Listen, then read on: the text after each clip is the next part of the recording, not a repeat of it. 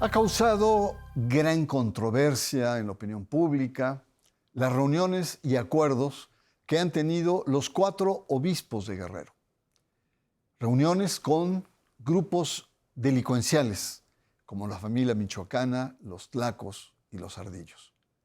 Dichos encuentros son válidos para favorecer a una población muy castigada por el crimen organizado. Los obispos de Guerrero negocian con el crimen organizado, es nuestro tema aquí, en Sacro y Profano. El obispo de la diócesis Chilpancingo-Chilapa, José de Jesús González Hernández, reveló que, junto a sus homólogos de Acapulco, Leopoldo González González, de Ciudad Altamirano, Joel Ocampo Gorostieta, y de Tlapa, Dagoberto Sosa Arriaga, se reunieron por separado con los capos de la entidad para pedirles que pactaran. Sin embargo, las negociaciones con los tlacos y la familia michoacana fracasaron, puesto que, dijeron los prelados, ganó más la ambición por la expansión territorial. Los 4 obispos de la región emitieron un comunicado el 18 de febrero, en el que solicitaron a los grupos criminales que cesen en sus abusos en contra de las personas, de las familias, de los pueblos y de las ciudades. Los prelados expresaron que nadie tiene derecho a matar, abusar sexualmente, robar, mentir, esclavizar y mucho menos a convertirlo en un negocio o en un medio de intimidación, en un llamado al crimen organizado por frenar el asedio contra la población. La iniciativa ha sido apoyada por el conjunto de los obispos mexicanos. El presidente López Obrador la ha visto con buenos ojos. En contraste, diversos comentaristas y políticos han sido críticos con la intervención del clero en materia de seguridad. Félix Salgado Macedonio expresó que la responsabilidad del Estado es asegurar la integridad de los ciudadanos y no pactar con el crimen organizado, y dijo, menos la Iglesia, cuyos intereses desconocemos. Buenas noches, como cada miércoles, bienvenidos a Sacro y Profano. Hoy nos ocupa la intervención del alto clero en la difícil situación que se vive en Guerrero. Los obispos han intentado mediar y llegar a acuerdos con el crimen organizado para preservar la integridad de miles de habitantes que han sufrido episodios dramáticos de violencia y despojo. Por ello, agradezco la presencia de los periodistas Maru Jiménez y Fred Álvarez, la oportunidad de poder intercambiar sus análisis, sus reflexiones sobre el tema. Muchísimas gracias por estar acá en Sacro y Profano. Fred, ¿cómo calificas la intervención del clero en esta coyuntura y sobre todo la intencionalidad que ha expresado por salvaguardar la integridad de cientos de miles de guerrerenses que están, digamos, a merced del crimen organizado? Pues más que intervención, Bernardo, Maru, es un asunto de mediación. De hecho, la Iglesia Católica, desde que es iglesia, ha sido una especie de puente. Incluso la misma palabra pontífice es puente entre la tierra y el cielo. Entonces, la Iglesia Católica, sobre todo la Secretaría de Estado, ha mediado en muchos conflictos en el mundo. Hoy mismo, el conflicto justamente en Israel con Hamas o el conflicto de Ucrania con Rusia, como pasó en América con el conflicto entre Chile y Argentina y el conflicto que hubo también, recuerdo, en Colombia y en Venezuela. O la mediación que hizo el Papa entre Washington y La Habana para hacer relaciones. Al ver esta noticia de los 4 obispos y el obispo emérito, junto con un colectivo de sacerdotes, o sea, como que hicieron una especie, bajaron el nivel, la expresiones fue que estaba muy mal. Pero creo que ese justamente es el papel, porque el Estado de Guerrero, y lo digo con mucho respeto, tiene un grave problema de violencia, sobre todo en los últimos tiempos, al grado de que algunos cercanos han pedido que la Iglesia no debe meterse en este asunto. Pero creo que la Iglesia, ese es su papel, no de un lado, no de otro, una especie de puente. Sería mi primer comentario. Muy bien. Maru, ¿cómo, o más bien, por qué este evento ha causado tanto revuelo? Ya apuntaba Fred estas polémicas, unos que la Iglesia no se debe meter, otros que ese es su papel. El hecho es que también el conjunto del episcopado, casi en bloque, ha apoyado esta iniciativa. Incluso ha salido también el caso del arzobispo de Toluca, que también ha reconocido que también le están entrando en la tierra caliente a la negociación con estos grupos. ¿Por qué causa revuelo esta intervención? Porque consideran que la Iglesia, los obispos sobre todo, ya no deben de influir en política o no meterse en política. Pero se les olvida que son los sacerdotes los que están conviviendo con la gente, con el pueblo que está sufriendo, con el que sí está viendo toda esta delincuencia que les está llegando. Entonces, los obispos tienen la obligación de hablar, tienen la obligación de no callarse, de decir qué es lo que están viendo en sus territorios. Y si vemos, esos obispos que han hablado más son los de los territorios donde la violencia ha crecido. El de Zacatecas también hace poco se pronunció porque haya un diálogo. Entonces la Iglesia, ese es como dice Fred, esa es su labor. Y su labor es alzar la voz del pueblo que se los está reflejando. No pueden quedarse callados. Ya, muy bien. Pues bueno, este es nuestro primer acercamiento. La Iglesia tiene el deber de denunciar y sobre todo de ser la voz de los que no tienen voz y, por supuesto, salvaguardar los intereses de su feligresía. Hacemos una breve pausa, un breve alto. Nuestro tema, los obispos de Guerrero negocian, quizá ya le vamos a cambiar acá, median con el crimen organizado. En un momento regresamos. Usted está en Sacro y Profano.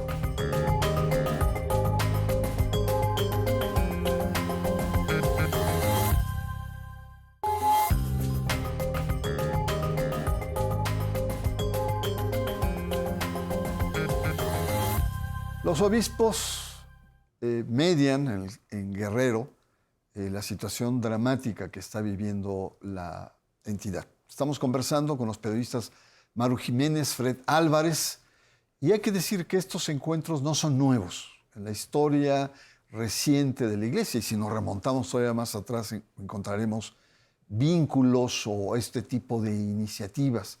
En el mismo Guerrero, recordemos el obispo emérito Salvador Rangel, que en épocas electorales, digamos, pactó una especie de detente de paz, ¿no?, para dejar que los votantes pudieran votar con libertad.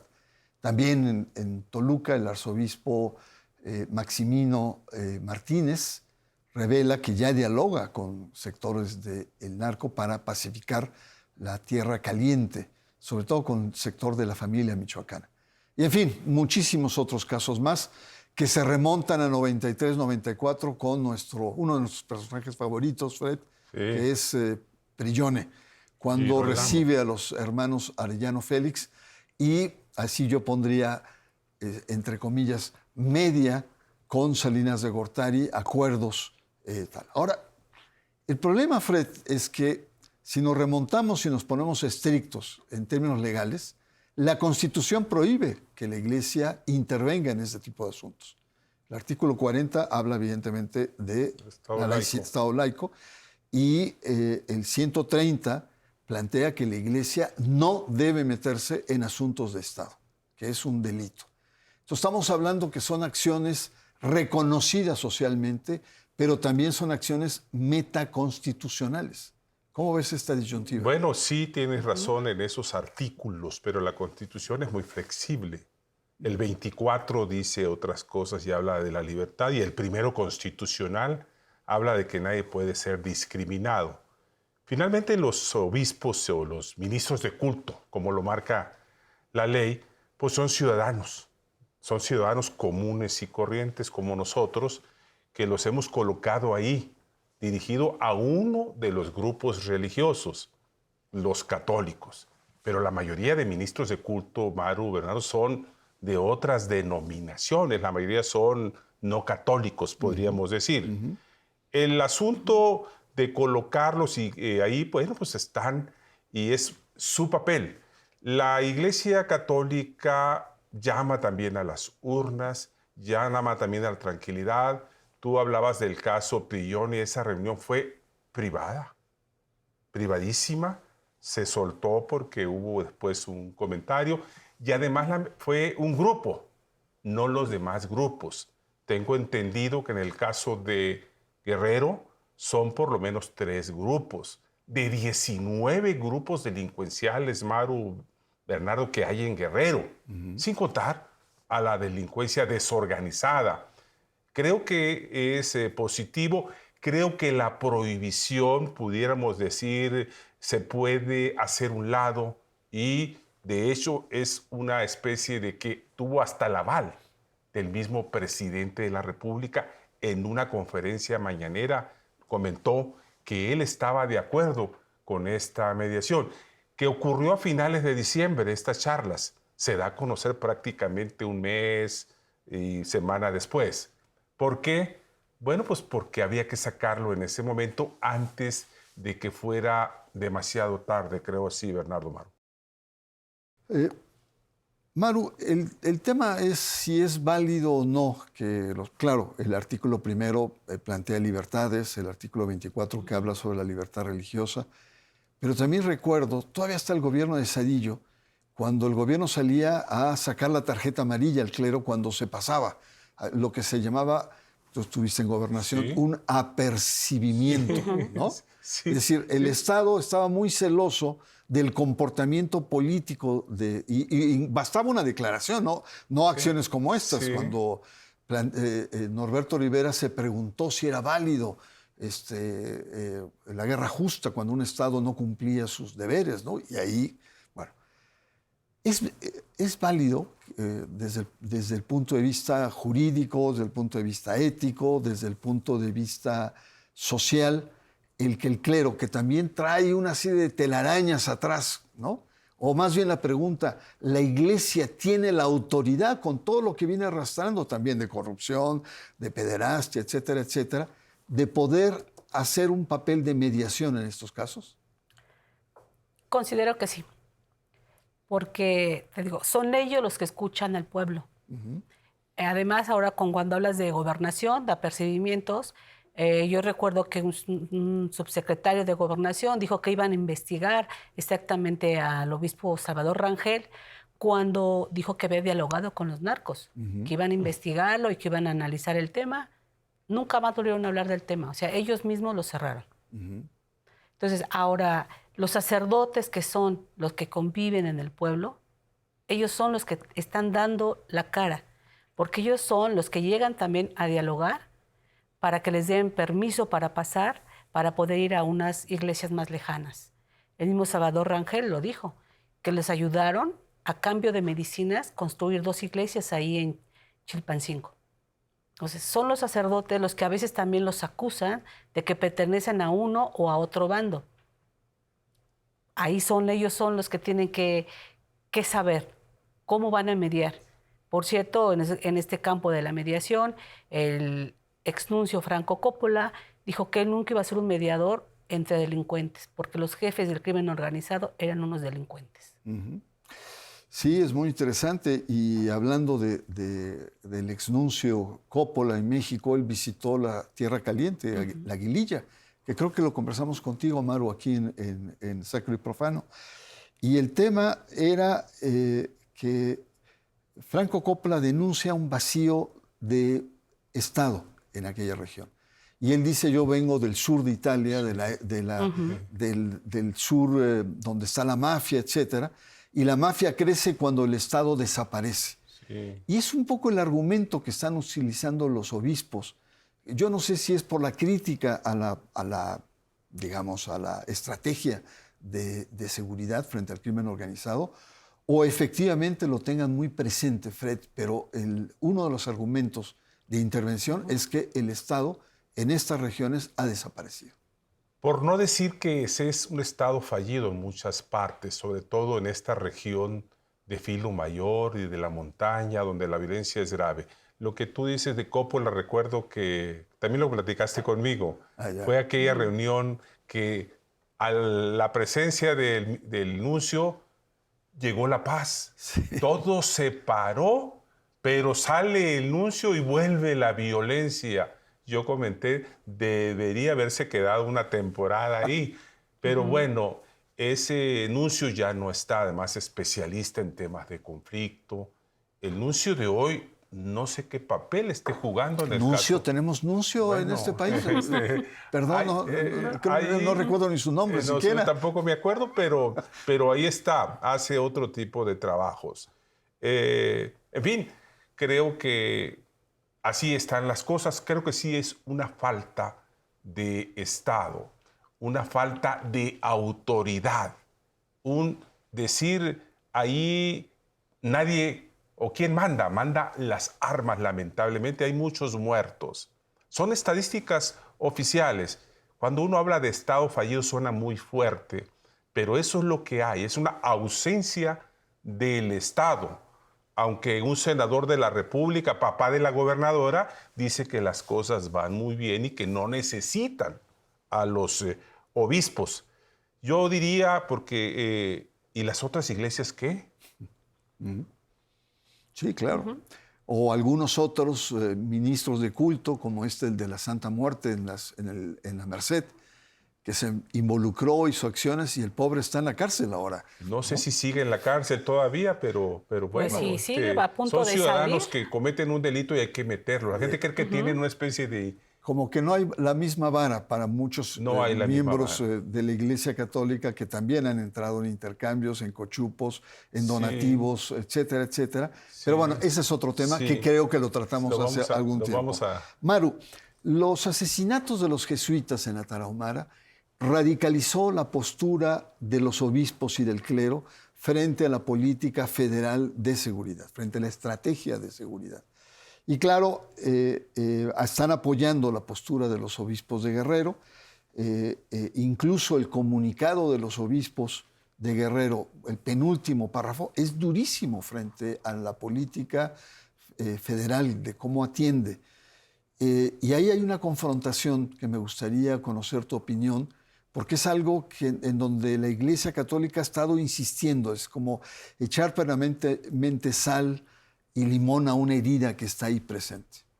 Sí, desde los asesinatos de los jesuitas se unieron los jesuitas, los religiosos, los obispos, para formar esta parte del diálogo nacional por la paz, que han estado trabajando durante estos años, que van por la reconstrucción del tejido social, por mejorar todo el sistema de justicia, y entonces quieren trabajar con las comunidades también para fortalecer a la policía municipal.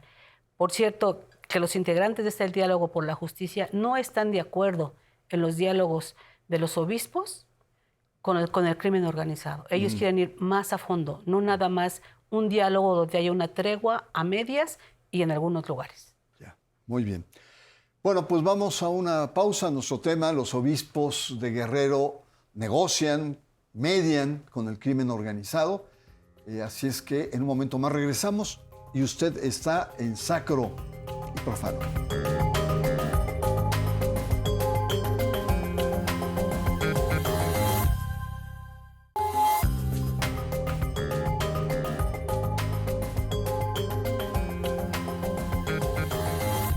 Bueno, como usted ve, el tema no es sencillo, es complejo, tiene muchas aristas y hay muchas preguntas todavía que flotan. Por ejemplo, Maru, el tema de los grupos evangélicos, ¿no? Es decir, ¿cuál es la postura de los grupos evangélicos? Y yo también me preguntaría, si algo así hiciera un grupo evangélico, ¿cómo le iría frente a la opinión pública o la clase política? ¿Qué opinan los evangélicos?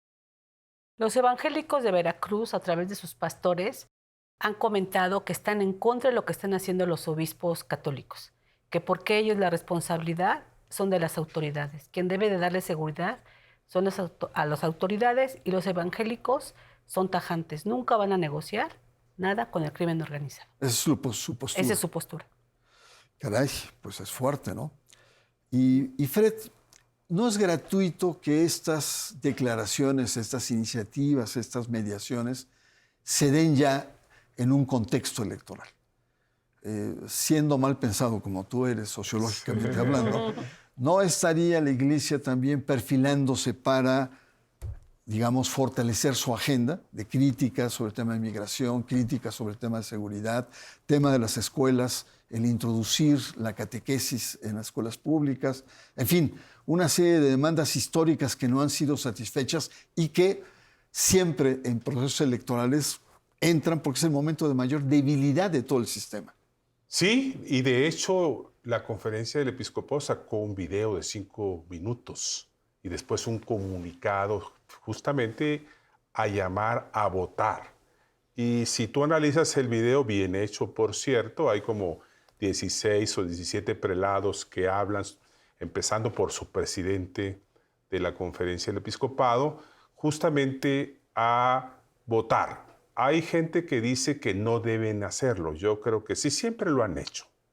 Y con respecto a esto que dicen los evangélicos, también el Papa Francisco ha dicho que no se debe negociar con el diablo. Pero a veces el diablo no es el crimen organizado. Recuerda Sicilia y otros espacios donde la Iglesia Católica se metió. Entonces, yo creo que esto trae el aval del Papa Francisco. Tengo entendido, por lo menos con Xóchitl Gálvez, platicó el Papa Francisco sobre el tema de la violencia.